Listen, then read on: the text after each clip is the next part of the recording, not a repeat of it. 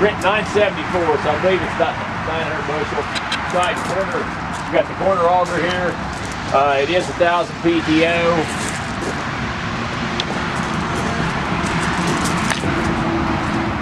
Really good. You can see how it's basically flat edge on the bottom auger, so it's excellent. Top auger, same way. A lot of life. These augers are new, practically new on this machine. We do have 960 R32 tires. It's got the regular unload. A few scratches right here, but nothing bad. This is where they've rubbed it on the edge of the semi.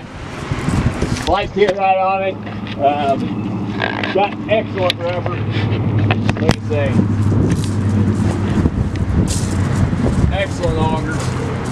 Really a nice machine.